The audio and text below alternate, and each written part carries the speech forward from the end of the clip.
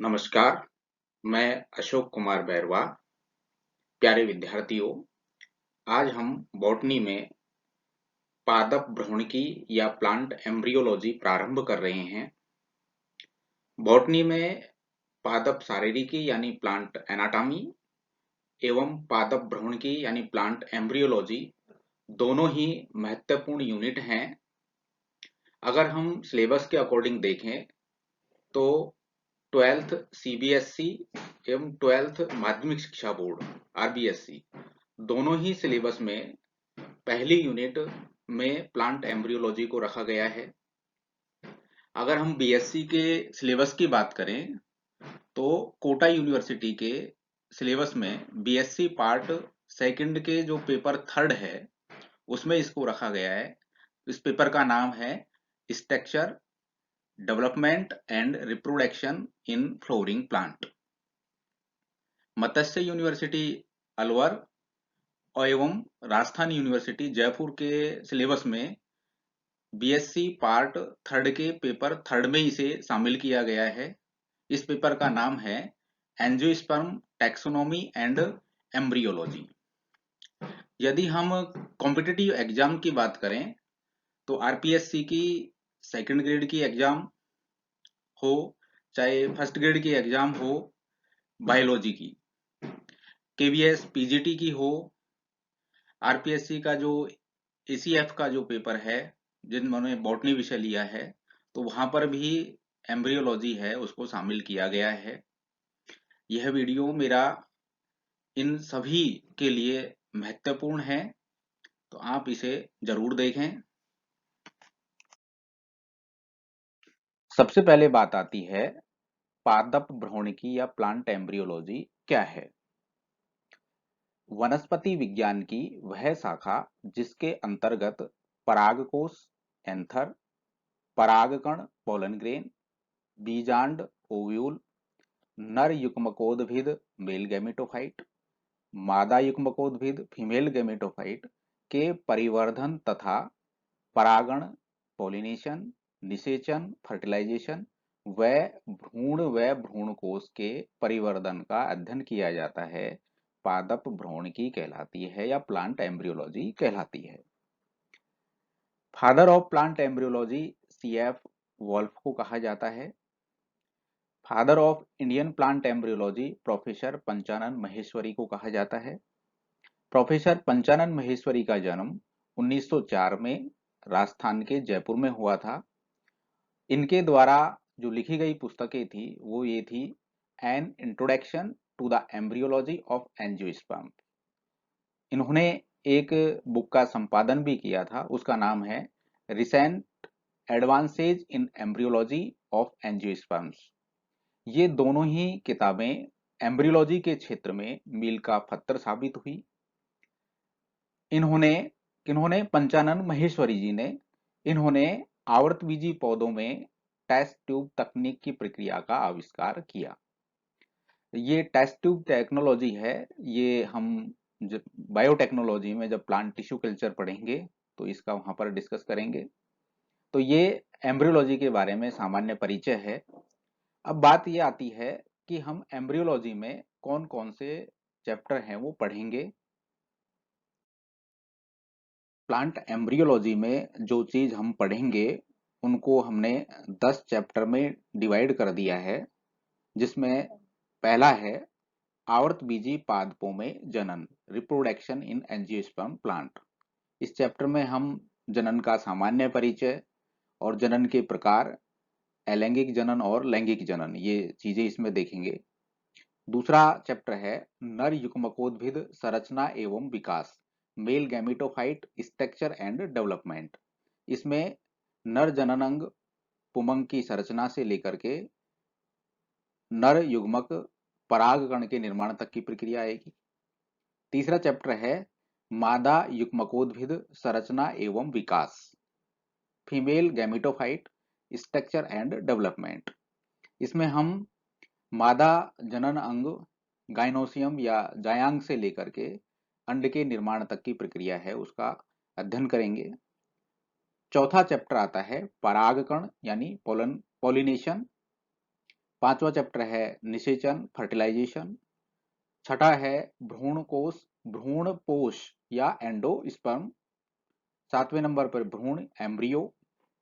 और 8वां आता है बीज का विकास डेवलपमेंट ऑफ सीड। 9वां आता है फल का विकास डेवलपमेंट ऑफ फ्रूट। और 10वें नंबर पे लास्ट पढ़ेंगे हम जनन की विशिष्ट विधियां स्पेशल मोड्स ऑफ रिप्रोडक्शन।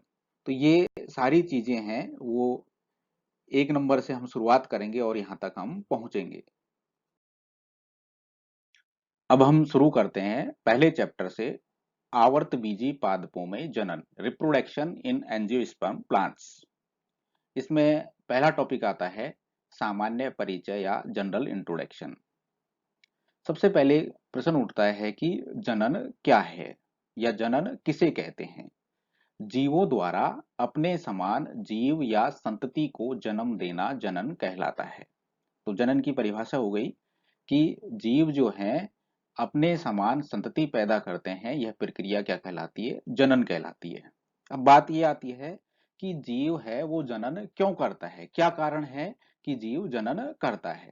तो उसका आंसर यह है, जीवों के लिए जनन आवश्यक है। क्यों आवश्यक है? पहला, अपनी जाति के अस्तित्व को बनाए रखने के लिए।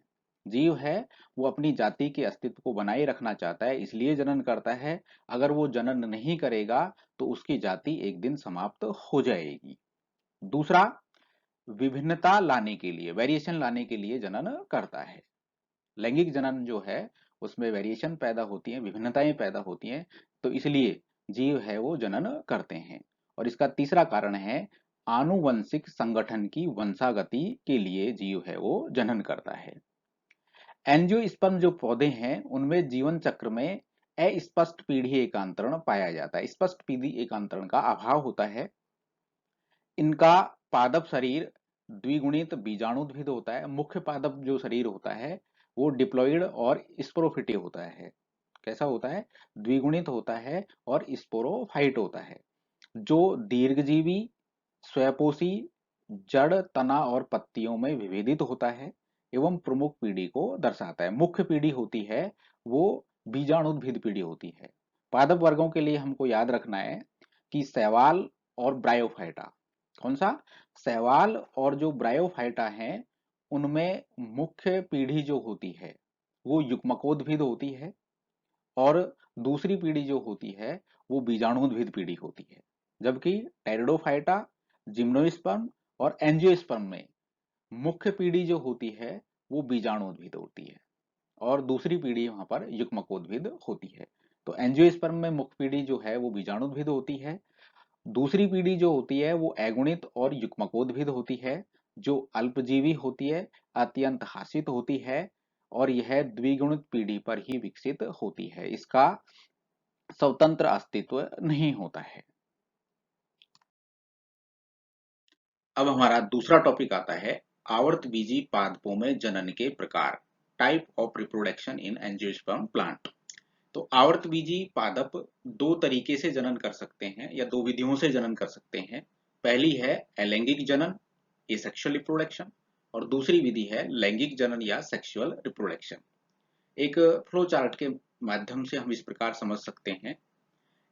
जनन की दो विधियां हो गई, एक तो एसेक्सुअल रिप्रोडक्शन और दूसरा सेक्सुअल रिप्रोडक्शन। एसेक्सुअल जो रिप्रोडक्शन होता है ये दो प्रकार का होता है, एक है एगैमोस्पर्मी और दूसरा है वेजिटेटिव रिप्रोडक्शन या वेजिटेटिव प्रोपिगेशन भी बोलते हैं इसको, कायिक जनन या कायिक प्रवर्धन। यहाँ पर वेजिटेटिव रिप्रोडक्शन है, इसको दो विधियां हैं, एक तो नेचुरल तरीके से प्राकृतिक तरीके से कायिक जनन और दूसरा है आर्टिफिशियल या कृत्रिम तरीके से कायिक जनन।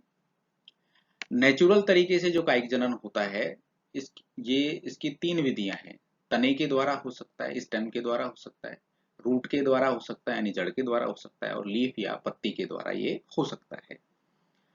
दूसरी आर्टिफिशियल विधि है। आर्टिफिशियल विधि में तीन विधियां दी हुई हैं, एक कटिंग या कर्तन जिसको हम कहते हैं, एक लेयरिंग जिसको हम स्तरण की प्रक्रिया कहते हैं और तीसरी विधि है ग्राफ्टिंग या रोपण। अब आगे हम इनका डिटेल से पूरा देखेंगे।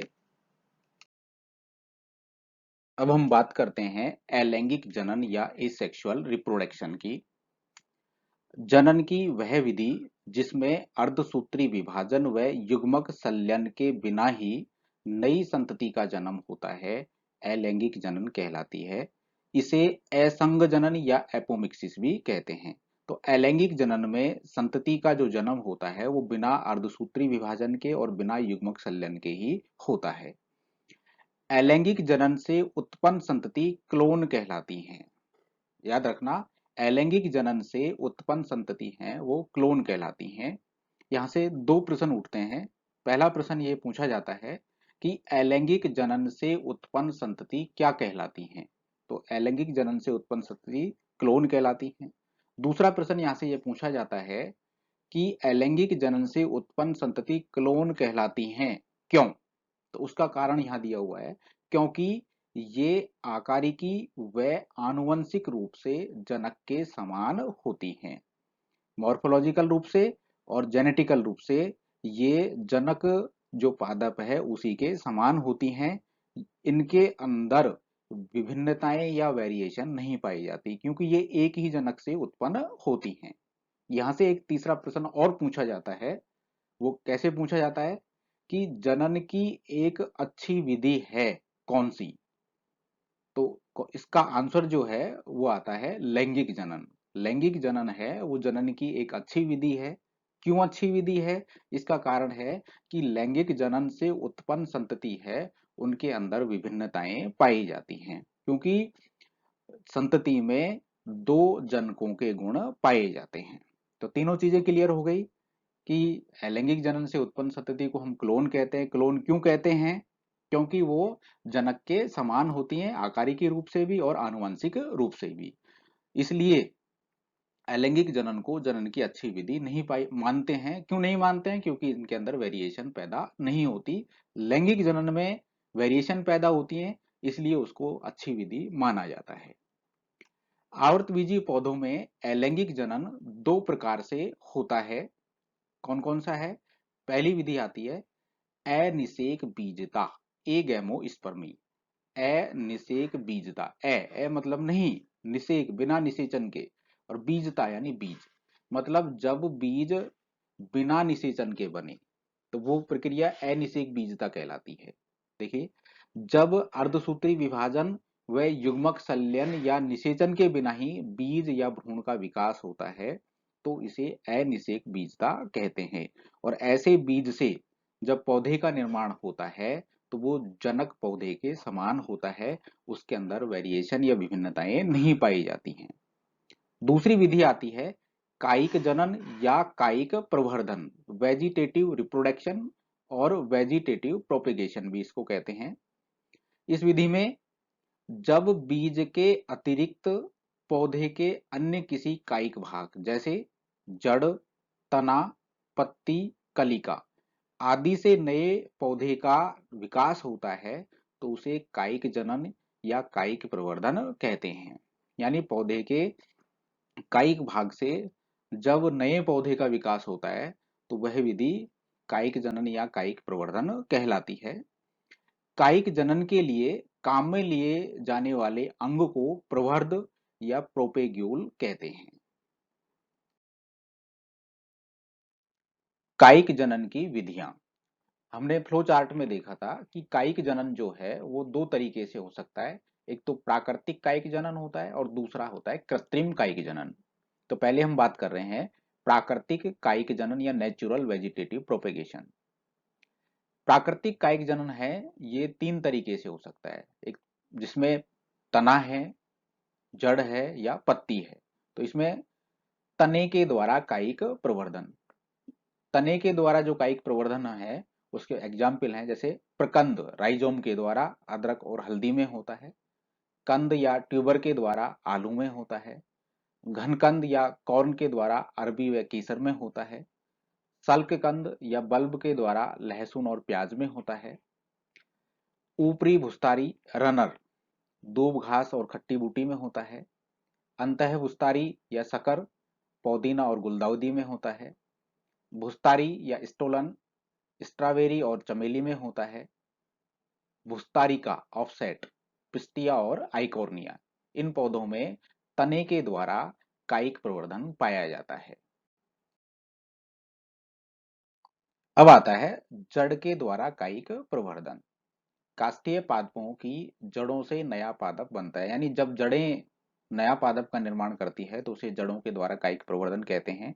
और इसके उदाहरण है नीम चमेली, सीसम, सिरस और कामिनी। उसी प्रकार आगे है पत्तियों के द्वारा कायिक प्रवर्धन। पत्तियां भी कायिक जनन में भाग लेती हैं, जैसे पत्तर चट्टा या ब्रायोफ्लम। हम पत्तियों का उपयोग करते हैं नए पौधे बनाने के लिए या नए पौधे उगाने के लिए। पत्थर चट्टा या ब्रायोफ्लम में पत्तियों के किनारों से तथा बिगोनिया में पर्णवृंत व पर्णशिराओं की सतह से कलिकाएं निकलती हैं जो नया पादप का निर्माण करती हैं। तो पत्तियां भी कायिक प्रवर्धन में भाग लेती हैं। आगे है जन्नांगों के द्वारा कायिक प्रवर्धन। पत्र प्रकलिका एक प्रकार की मांसल कलियां होती हैं जो कायिक प्रवर्धन में भाग लेती हैं। और ये रामबास यानी एगेव और रतालू डायोस्कोरिया है, उसके अंदर इस विधि के द्वारा कायिक प्रवर्धन है वो पाया जाता है।